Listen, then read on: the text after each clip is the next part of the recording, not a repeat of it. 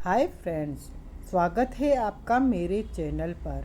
आज हम शुरू कर रहे हैं अनिल मोहन द्वारा लिखा गया उपन्यास रफ्तार का part 19। Please like share subscribe my channel. उस्ताद जी देखो, मेहमान आए हैं ब्याह की बधाई देने। शगुन वगैरह भी डालेंगे ही। चंद्रकांता भीतर से दूसरी चारपाई ले आ और ठंडे गर्म का इंतजाम कर। ये ले, ये सामान मंगवाया था, ले आया हूँ। खाना भी पैक है, भीतर ले जा।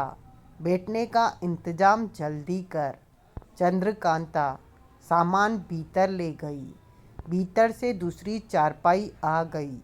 दोनों बैठ गए। बुझे सिंह भी बैठा। अमृतपाल समझ नहीं पा रहा था कि वह दोनों यहाँ कैसे आ गए। हूँ, तिवारी कड़वे स्वर में कह उठा।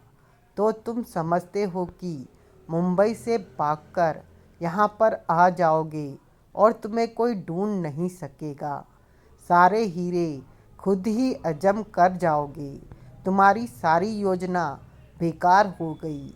हमारे हाथों से कोई नहीं बचा। समझदारी इसी में है कि थोड़े बहुत हीरे रखकर बाकी के हमें वापस दे दो, वरना तुम अच्छी तरह समझ सकते हो कि हम तुम्हारा क्या हाल करेंगे। मुझे नहीं मालूम हीरे कहाँ हैं। अमृतपाल घबराकर कह उठा, मेरे पास हीरे नहीं है। रंजन तिवारी के दांत बिछ गए। बेटे, हम तेरा ये जवाब सुनने नहीं आए। देखो बाबूजी, बुझे सिंह उखड़ गया। तमीज़ से बात करो। पहले की बात और थी, अब ये मेरे जियाजी हैं। ये मत भूलो कि तुसी मेरे गांव में हैं, मेरे घर में बैठे हो। बाँह पकड़कर बाहर निकाल दूंगा। हीरे वीरे गए कुएं में। मैंने तो समझा था शगुन में 150 देने आए हो। तुसी ते आते ही फैलने लगे। अपनी जुबान बंद रख। रंजन तिवारी दांत पीच कर कह उठा। क्यों बंद रखूं? ये मेरा घर है और मेरे सामने मेरे जियाजी नू। तभी रंजन तिवारी ने जेब से रिवॉल्वर निकाली। रिवॉल्वर देखते ही बुझे सिंह फौरन चुप हो गया।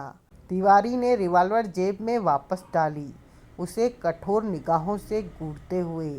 लाला जी, बुझे सिंह ठंडे ठंडे संभल कर मुँह लटकाकर कह उठा। भूतों की तरह क्यों हमारे पीछे पड़ गए हो? हम तो बहुत शरीफ बंदे हैं, टेम्पो चलाकर ही पेट भरते हैं। मेरी बहन और उस्ताद जी की आज शादी हुई है। कितना खुशी का दिन है। तुसी क्यों रंग में भंग लगा रहे हो? हीरे हमारे हवाले करो, हम चले जाते हैं। रंजन तिवारी गुर्राया। कर देते हैं जी, हम कब मना कर रहे हैं। पहले हीरे हमें दे तो, तभी तो हम वापस करेंगे। जब हमें दिए ही नहीं तो हम कहाँ से वापस करेंगे। बुझे सिंह मुँह लटका कर कह उठा। हीरे स्टेपनी में थे। और लाला जी, स्टेपनी में हो या स्टेयरिंग में, जब हमने देखे ही नहीं तो हमें इस बारे में क्या मालूम। तुम झूठ, तिवारी ने कहना चाहा। सुनो, अमृतपाल कह उठा, तुम लोग बड़े धोखे से हमारे पीछे पड़े हो। हमारे पास हीरे तो क्या, हमने हीरे देखे भी नहीं। टेम्पो की स्टेपनी में हीरे रखे हैं तो हमें नहीं मिले। टेम्पो की तो स्टेपनी ही बदल दी किसी ने। हमारे टेम्पो में कोई कुछ रख दे और कोई निकाल कर ले जाए तो इसमें हमारी क्या जिम्मेदारी। ठीक बात तो कही है जियाजी ने। मैं तुम लोगों के झूठ में नहीं आने वाला। हीरे दो, वरना तुम दोनों को गोली मारकर जाऊंगा। देवराज चौहान बातों के दौरान खामोश बैठा था। जियाजी को धमकी देते हो गोली मारने की? मैं चौधरी को बुला लाऊंगा। दोनाली बंदूक है उसके पास, वो बहुत गुस्से वाला है। बात बढ़ जाएगी, थाने तक जाना पड़ेगा। हमारी तो कोई बात नहीं, तुम लोगों की इज्जत मिट्टी में मिल जाएगी थाने जाकर। वैसे भी चौधरी को कई पुलिस वाले जानते हैं। रंजन तिवारी ने कठोर निगाहों से बुझे सिंह को देखा। देखते क्या हो जी, बुलाऊं चौधरी को? देवराज चौहान के होठों पर शांत मुस्कान उभरी। तिवारी ने झुंझलाकर देवराज चौहान को देखा। देखा जिया जी, चौधरी का नाम सुनते ही सीधा हो गया। ये अभी जानते नहीं बुझाया को। बुझाया की बहुत इज्जत है गांव में, सब दूर से सलाम मारते हैं। जाओ यहाँ से, नहीं तो बात बढ़ जाएगी। तुम्हारे ख्याल से हीरे इनके पास हैं? देवराज चौहान रंजन तिवारी से बोला। हाँ, तिवारी बिचे होठों से कह उठा। ठीक है, तुम अपनी तसल्ली करो, इस घर की तलाशी लो। अगर हीरे इनके पास है तो इस वक्त यकीनन वो घर में ही होंगे। टेम्पो को भी देख सकते हो, लेकिन मैं अभी तक अपनी उसी बात पर कायम हूँ कि हीरो से इनका कोई वास्ता नहीं रहा। अमृतपाल ठीक कहता है, किसी ने रखा, किसी ने रखे और किसी ने निकाल लिए, और उन्हें कुछ नहीं मालूम कि टेम्पो चोरी होने के बाद टेम्पो में क्या क्या हुआ। मैं अपनी तसल्ली किए बिना यहाँ से नहीं जाऊँगा। रंजन तिवारी कह उठा। आप जैसे भी तसल्ली करना चाहते हैं कर लीजिए। अमृतपाल कह उठा। आपको इस बात का विश्वास दिलाने के लिए कि हीरे हमारे पास नहीं है, आप जो कहेंगे हम करने को तैयार हैं। ठीक तो कहते हैं जिया जी, हम कोई चोर हैं क्या?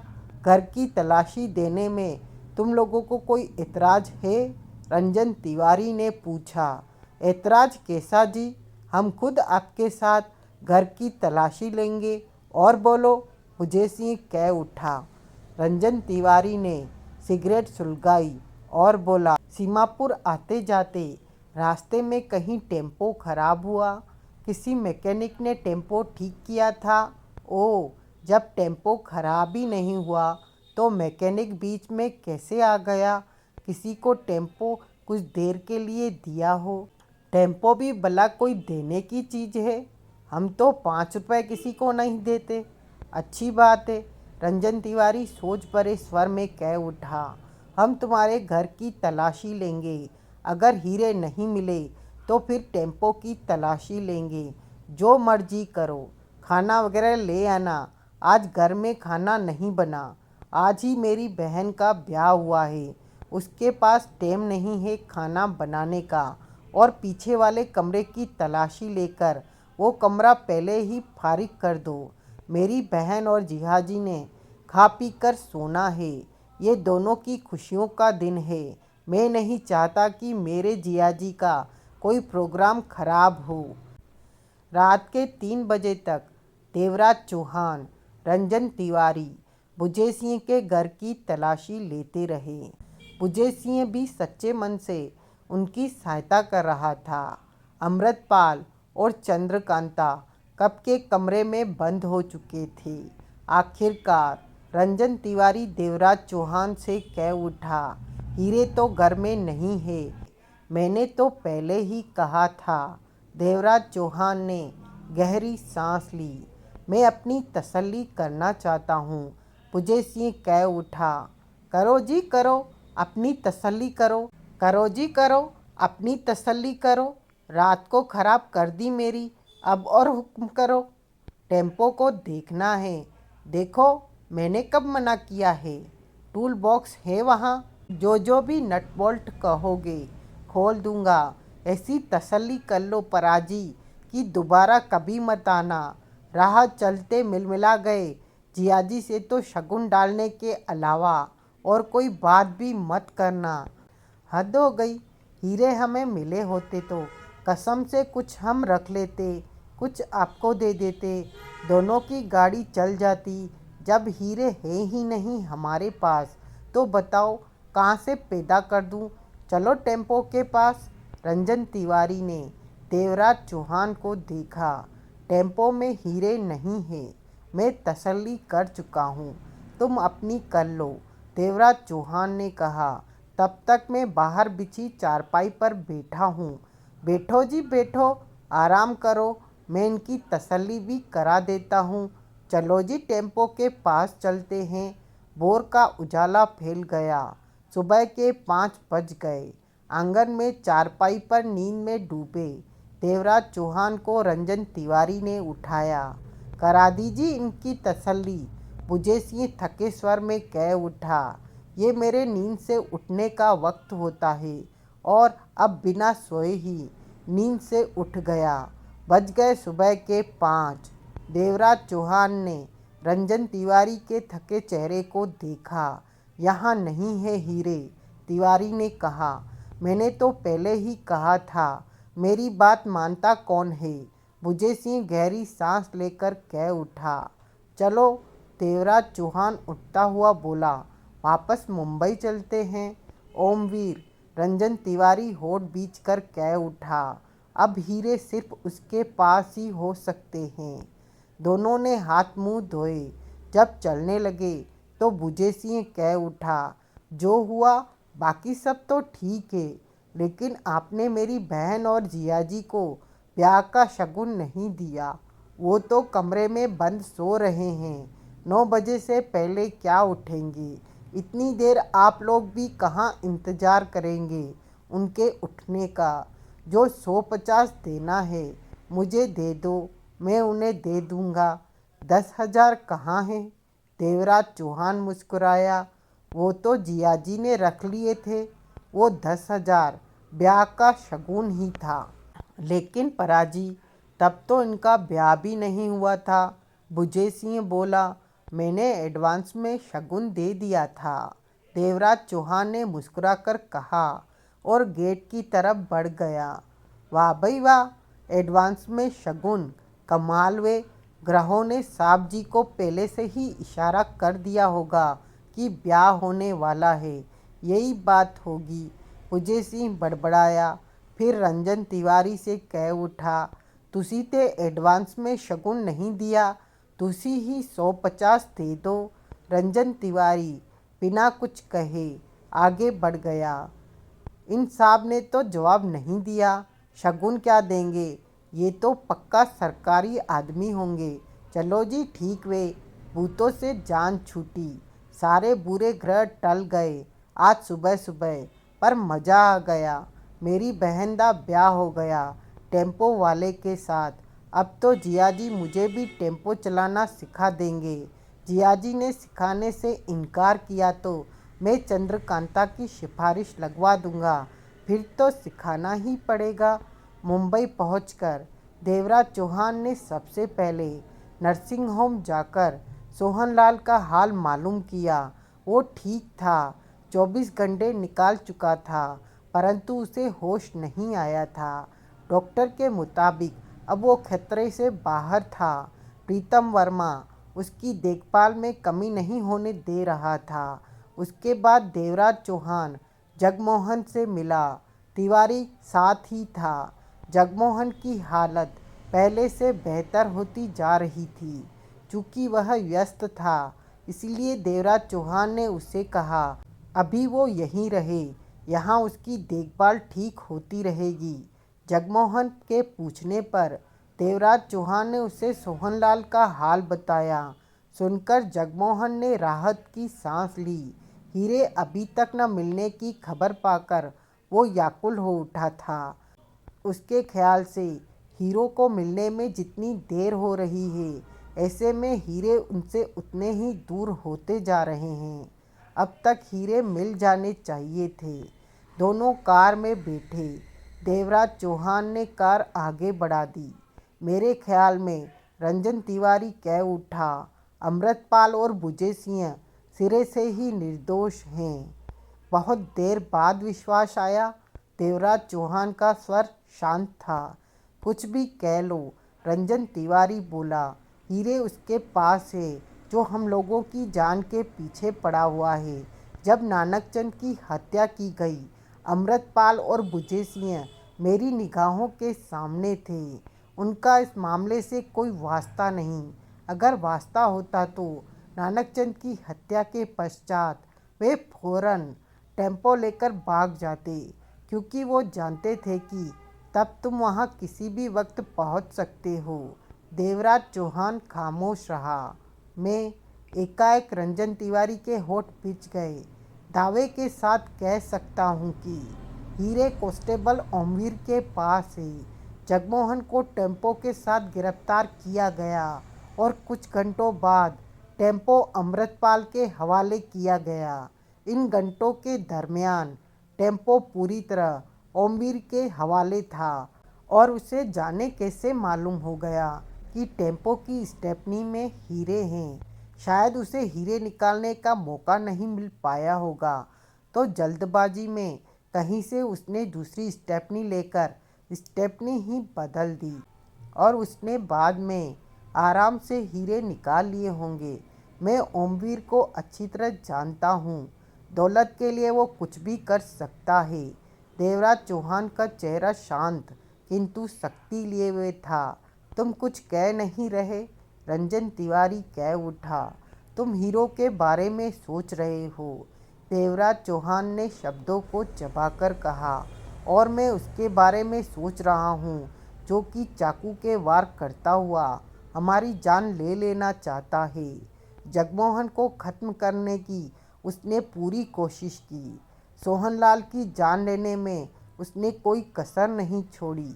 केसरिया, भटनागर और नानकचंद को मारने में कामयाब रहा। पहले मुझे उसकी ज़रूरत है, उसके बाद हीरो की। वो ओमवीर ही है। वही तो मैं कह रहा हूँ, तिवारी कह उठा। तभी देवराज चौहान ने सड़क के किनारे कार रोक दी। रंजन तिवारी ने बाहर देखा तो चेहरा कठोर हो गया। सामने चूना भट्टी का पुलिस स्टेशन था। जाओ, देवराज चौहान ने बिचे होठों से कहा। ओमवीर को ले आओ। तिवारी बिना कुछ कहे नीचे उतरा और पुलिस स्टेशन की तरफ बढ़ गया। देवराज चौहान ने सिगरेट सुलगा ली। 10 मिनट के बाद रंजन तिवारी लौटा। साथ में ओमवीर नहीं था। ओमवीर आज छुट्टी पर है। कार में बैठते हुए रंजन तिवारी बोला, मालूम किया कहाँ मिलेगा? हाँ, हवलदार सुच्चाराम से बात हुई है। उसने बताया कि आज उसकी बीबी का जन्मदिन है। जन्मदिन मना रहा है ठोक बजाकर। कहीं साड़ियाँ वाड़ियाँ खरीद रहा होगा। दोनों पड़ोसी है, शायद दोनों में लगती भी है। देवराज चौहान कार स्टार्ट करते हुए बोला, कहाँ रहता है ओमवीर? पुलिस कॉलोनी में क्वार्टर मिला हुआ है, मैंने देखा हुआ है। चलो रास्ता बताता हूँ। देवराज चौहान ने कार आगे बढ़ा दी। ओमवीर घर पर नहीं मिला। दोनों दूर रहकर उसकी वापसी का इंतजार करने लगे। दोपहर के 3 बजे ओमवीर 2 व्हीलर पर लौटा। साथ में उसकी पत्नी बैठी थी और साथ साथ चल रहा था सामान ढोने वाला रिक्शा, जिस पर वीडियोकॉन की वॉशिंग मशीन रखी थी। देवराज चौहान और रंजन तिवारी की निगाह उस पर पड़ी। मैं उसे लेकर आता, रंजन तिवारी ने कहना चाहा। अभी नहीं, देवराज चौहान ने टोका। इस वक्त कईयों की निगाह उस पर होगी। ये पुलिस डिपार्टमेंट के क्वार्टर हैं।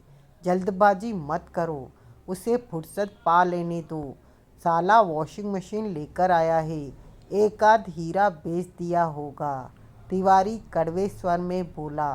दोनों वहीं खड़े कांस्टेबल ओमवीर को देखते रहे।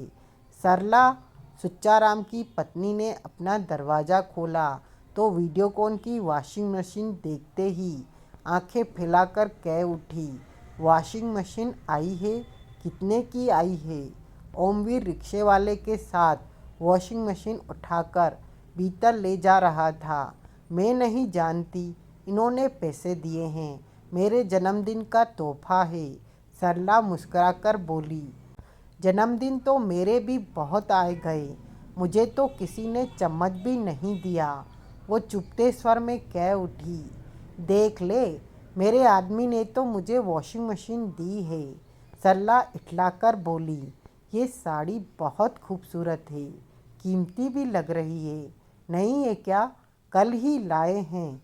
सुच्चाराम की पत्नी के चेहरे पर तीखापन स्पष्ट नजर आने लगा। ओमवीर मशीन के साथ घर में जा चुका था। एक बात तो बता सरला। बोल बहन। मेरा आदमी हवलदार है, तेरा आदमी कांस्टेबल। मेरे आदमी की तनख्वाह ज़्यादा है, तेरे आदमी की कम। फिर भी हमारे घर का खर्चा पूरा नहीं पड़ता और तुम ऐश करते हो। चक्कर क्या है? चक्कर कुछ नहीं। सरला पास आकर बोली, तू खामखा परेशान होती है। क्या मतलब? तू रोज़ दाल रोटी बनाती है ना? सरला ने कहा। वो तो बनाऊंगी ही, नहीं तो रोटी किससे खाएंगे? यही तो बात है। सरला मुस्कुराई। अब देख, मैं भी रोटी बनाती हूँ, पेट तो भरना ही है, लेकिन साथ में दाल सब्जी नहीं बनाती। अचार से रोटी खा लेते हैं, वो अचार भी मैं अपनी माँ के घर से उठा लाती हूँ। अब दाल सब्जी के पैसे बच गए ना। दोनों चीज़ें कितनी महंगी आती है, वो सारे पैसे इकट्ठे करती रहती हूँ, उनसे ही साड़ी ले आती हूँ।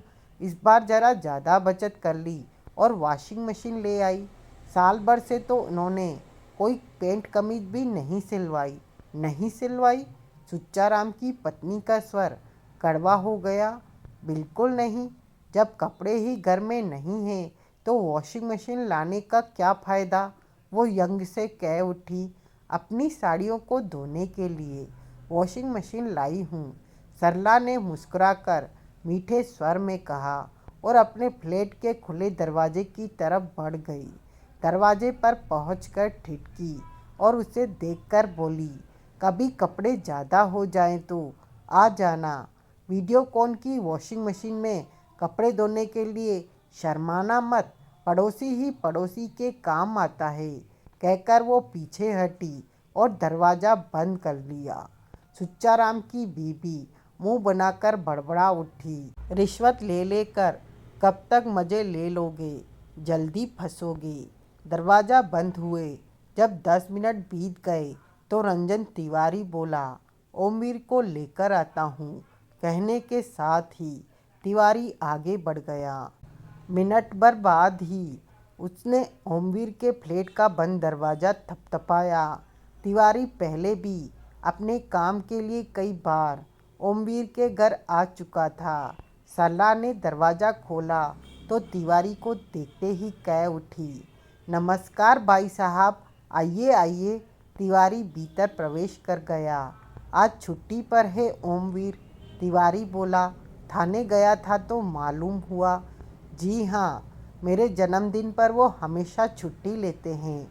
सरला खुशी से कह उठी, ओह, आज आपका जन्मदिन है? मुझे नहीं मालूम था, वरना कोई तोहफा तो अवश्य लेकर आता। तिवारी मुस्कुराया। ऐसी कोई बात नहीं, बैठिए आप, ज़रूरी काम है, जाना है।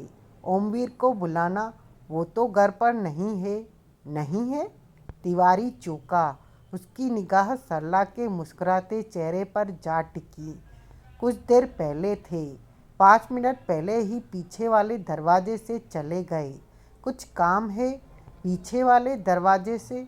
रंजन तिवारी ने अपने को संभालने की चेष्टा की, लेकिन ओमवीर का स्कूटर तो सामने की तरफ खड़ा है। क्या वो यूं ही चला गया? जी हाँ, कह रहे थे स्कूटर की जरूरत नहीं है। रंजन तिवारी का दिमाग पूरी तरह उलझ गया। वह कुछ समझ नहीं पाया कि क्या कहे और क्या नहीं। बाथरूम जाने के बहाने उसने दूसरे कमरे में भी नज़र मार ली कि कहीं ओमवीर वहाँ न छिपा हो, परंतु वो घर पर नहीं था। इजाज़त लेकर तिवारी बाहर निकल आया। मेरे ख्याल में उसने हमें यहाँ खड़े देख लिया था और शायद वो तुम्हें पहचानता भी है। तिवारी पास आता हुआ बोला। क्या मतलब? देवराज चौहान की निगाह उस पर जा टिकी। वो घर पर नहीं है। स्कूटर आगे की तरफ छोड़कर पीछे वाले दरवाजे से निकल गया। रंजन तिवारी कह उठा, तुम्हें देखकर वो समझ गया होगा कि हीरो वाला मामला खुल गया है।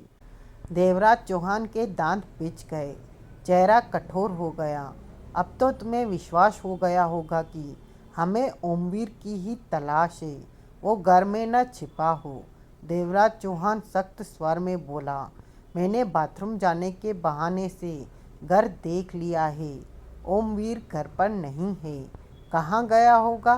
देवराज चौहान ने रंजन तिवारी को देखा। क्या मालूम, लेकिन उसके खिसकने के पीछे गलती तुम्हारी है। तिवारी ने गहरी सांस ली। कैसे? पुलिस के खास इलाके में घूम रहे हो और मेकअप भी नहीं किया। जिसने कभी गलती से तुम्हारी तस्वीर देखी होगी वो तो तुम्हें पहचान जाएगा और तुम भी फंस सकते हो। इस समय मैं तुम्हारे साथ हूँ तो मैं भी फंस सकता हूँ कि देवराज चौहान के साथ पुलिस लाइंस में क्या कर रहा हूँ।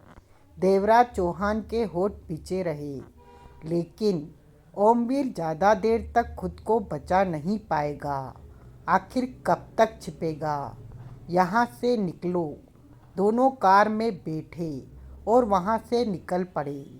मेरे ख्याल से रात को ओमवीर के घर दावा बोल दिया जाए तब वो पक्का मिलेगा।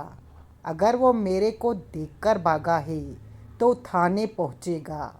देवराज चौहान का चेहरा कठोर हुआ पड़ा था। रंजन तिवारी ने देवराज चौहान के चेहरे पर निगाह मारी। मैं ओमवीर की आदतों से अच्छी तरह वाकिफ़ हूँ। वो लगातार ड्यूटी भी करेगा तो रात को कुछ घंटों के लिए घर जाकर नींद ले लेगा और थाने में वही कहेगा कि रात को गश्त पर था, यानी कि रात को वो वक्त निकाल लेता है। तुम कहना क्या चाहते हो? यही कि जब जब भी हम लोगों पर हमले हुए रात के वक्त हुए और रात को ओमवीर के लिए ड्यूटी से खिसक लेना मामूली बात है। रंजन तिवारी एक एक शब्द चबाकर कह उठा। पहले तो उसने हीरो वाली स्टेपनी बदली, फिर वो डर गया कि हम या सिर्फ तुम हीरो की तलाश करने की पूरी कोशिश करोगे। ऐसे में कहीं उस तक न पहुंच जाओ, ये सोचकर वो हर इंसान को ख़त्म करने लगा जो हीरो को। पहले ओमवीर को सामने आ लेने दो, देवराज चौहान ने कठोर स्वर में टोका। क्यों? क्या तुम्हें मेरी बात पर विश्वास नहीं? मेरा ये मतलब नहीं था। और रही बात विश्वास की, तो अभी किसी के बारे में कुछ नहीं कहा जा सकता। ओमवीर के अलावा कोई और भी हो सकता है जो इस बारे में जान गया हो कि मैं अपने साथियों के साथ डकैती करने जा रहा हूँ और मुझ पर नज़र रखने लगा हो। ऐसे में वो ही जान सकता है कि जगमोहन ने हीरे स्टेपनी में छिपाए हैं। वो हीरो को हर वक्त अपनी नज़र में रख रहा होगा। ऐसा शख्स कौन हो सकता है? देवराज चौहान ने जवाब में कुछ नहीं कहा। वे चूनाभट्टी पुलिस स्टेशन पहुंच गए।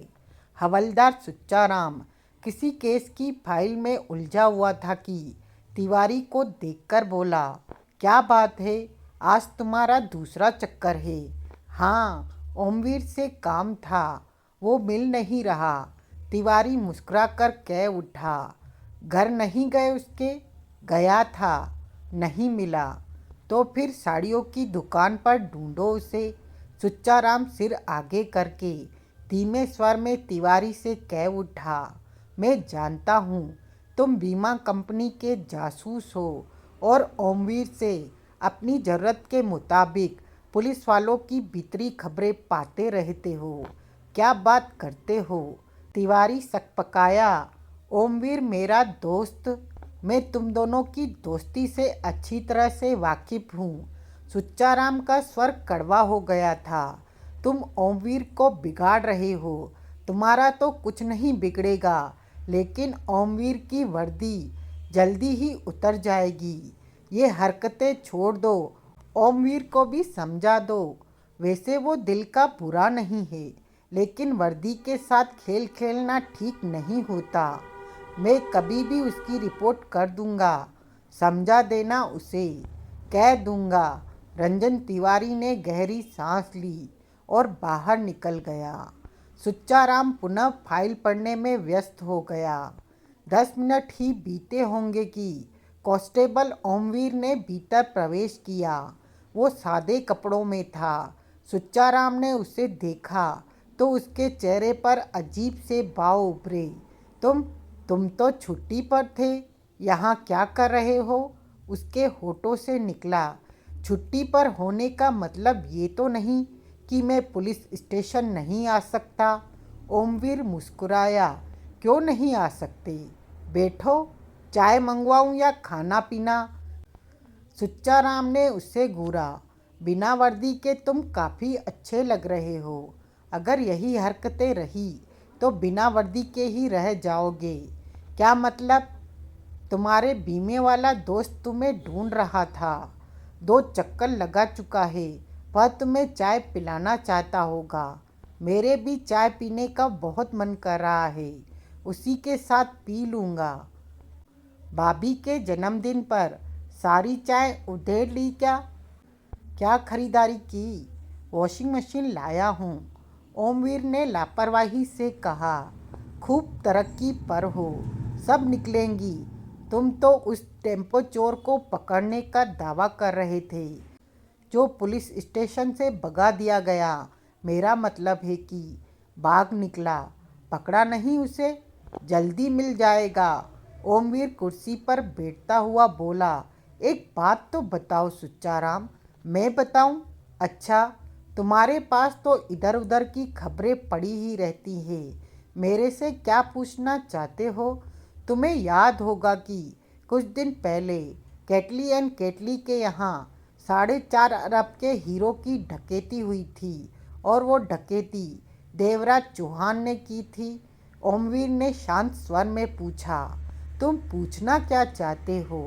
सुच्चाराम के होठ सिकड़े। ये केस हमारे थाने का नहीं है। वो तो मैं जानता हूँ, ओमवीर ने सिर हिलाया। मैं तो ये पूछ रहा हूँ कि उस डकैती का क्या हुआ? देवराज चौहान या हीरे हाथ लगे कि नहीं? सुना है कि वो केटली की बेटी को साथ ले गए थे, लेकिन बाद में उसे उसके घर पर पहुंचा दिया गया। सुच्चाराम सिर हिलाकर कह उठा। वो 6 थे जिन्होंने डकैती की थी। उनमें से 3 की लाशें मिल चुकी हैं। तीसरे की लाश तो कल ही मिली है, सुनसान जंगल में। वो चंबल का खूंखार डाकू नानक चंद है। वो कैसे मरे ये तो मारने वाला ही जानता होगा। सुच्चाराम ने उससे घूरा। चक्कर क्या है? क्या मतलब? लगता है तुम देवराज चौहान को पकड़ने की तैयारी कर रहे हो। सुच्चाराम व्यंग्य से बोला। ऐसा है तो मुझे भी साथ ले लेना, थोड़ा बहुत इनाम मुझे भी मिल जाएगा। ओमवीर मुंह बनाकर उठ खड़ा हुआ। तुम तो मेरी हर बात को मजाक में लेते हो। मैं पूछ रहा था हीरे मिले कि नहीं? नहीं, अभी तक तो नहीं मिले। तुम्हें मिल जाए तो मुझे खबर कर देना। 4.5 अरब के हीरे हैं, कसम से तगड़ा इनाम मिलेगा। डिपार्टमेंट की तरफ से भी, कैटली एंड कैटली की तरफ से भी, और वो बीमा कंपनी भी कुछ इनाम दे देगी, जिससे 4.5 अरब की ताज़ी ताज़ी ठुकाई होने वाली है। सीधे सीधे तो बात करना तुम्हें आता ही नहीं, ओमवीर ने कड़वे स्वर में बोला और वहाँ से बाहर निकल गया। अपना ओमवीर बिना वर्दी के बहुत जचता है। सुच्चाराम बड़बड़ा उठा। ओमवीर थाने से बाहर निकला और पान वाले से सिगरेट का पैकेट लेकर इधर उधर देखता हुआ पैदल ही आगे बढ़ गया। उसके हाव भाव में लापरवाही थी और सिगरेट सुलगाकर कश ले रहा था। कुछ आगे जाकर ठिठका। यहाँ लोगों का आना जाना कम था। ओमवीर ने इधर उधर नज़र मारी, फिर पेड़ के पास पहुंचकर तने से टेक लगाकर कस लिया। दूसरा हाथ जेब में गया। जब हाथ बाहर निकला तो मुट्ठी बंद थी। ओमवीर ने मुट्ठी थोड़ी सी खोली।